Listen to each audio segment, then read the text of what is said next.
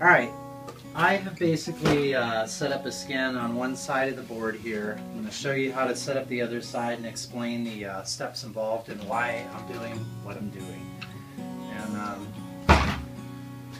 basically, these are the Black Diamond STS skins.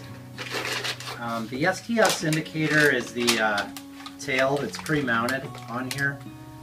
The non-STS version does not have a tail on it, and you want the one with the tail generally, unless you're mounting your own Sparks R&D kit or something like that. These Black Diamond STS come with an STS clip. Looks like this, stainless steel clip. It's made for a split or a twin tip ski, and we're not going to use that. We're going to use a G3. There's other things out there like the Gecko clips that some of you are familiar with, or the Sparks R&D kind of arm clip that goes on there. I kind of like the G3s. It's just personal preference. It matches the contour of the board nicely. If you see the way an STS clip would mount on the back here, it kind of mounts something like this, and it tends to roll off of the edge and your skin can flap away, get snow under it. So the G3 clips just kind of rotate and fit the contour of the board kind of nicely, if you can see that. Now on the G3 clips, you want to set these up, whether you use STS or whatever it is you use, whatever type of clip you use, you want to set these back about to the 4th knock back in here to give yourself a little bit of room for adjustment. The skins do tend to stretch over the lifetime a little bit, so you want to get it where you have a little bit of play to adjust these shorter and longer. Now the build on these Black Diamond skins on the base, they got a piece of taffeta that runs up the center right here. Some people remove this taffeta after about a year. Gives the skin a little more tack. For as wide as the split board is, you want to just go ahead and keep this taffeta in place. It'll make your skins easier to get apart, give your glue a little more life. But after you get to the 2nd or 3rd season or so, you might want to remove that taffeta strip. Or if you go to do glue renew, you're definitely going to want to remove that. So I'm going to again set this up where the skin is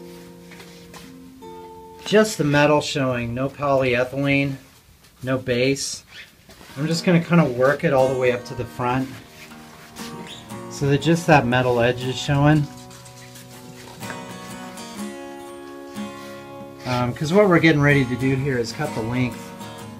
So just let it drape over the edge, your excess, and we're all set up like that. The next thing we're going to do is, now I've already adjusted this one. This is the ring clip on the front, and I have a screwdriver here that I put some electrical tape around, just so I don't mar this up, because usually that's what it takes to get these off of here. But you're just going to kind of hold it on here, give it a push, and as you can see, these bearings can be set where the cable is clear to the outside, and that's the way they're going to come from Black Diamond. You'll want to close these all the way into the inside. As short as you can possibly get this loop is how you're going to want it. They're shipped standard, kind of default for twin tip skis. And the ski nose is really big, and that's great, but on a split board, you're only using this corner right here. And you want to keep this as short as possible so it doesn't get under the rocker, under the curve of your split board. You want to keep it as high as you can. And the reason for that is because you don't want snow and ice getting up underneath here and building up under here, so you want to keep it as high as you possibly can. So you want that loop to be as small as you can. So I'm going to go in, put this tip loop where I set it, and I'm going to mark where the split skin would come in, and that's right here at this edge. So I'm going to place this on here and give it a little push, make sure it's snug, and I'm going to mark with a Sharpie about where that skin would go. And then I'm going to bring the skin over again and trace that mark there. Then you're going to have to kind of, there's your two marks where it was set on the board.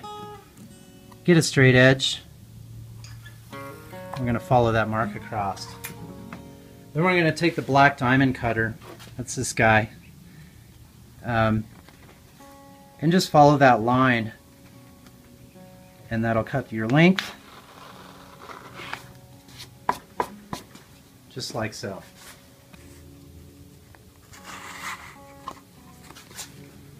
I'll go ahead and release this and set it on the tip. But basically where your metal edge was right here, make sure that's set right.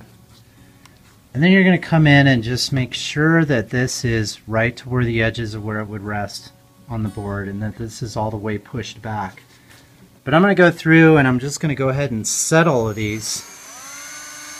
I'm not going to drill them all the way down yet because I don't want to unscrew them out of that block. But I'm going to go ahead and set all 3 screws here.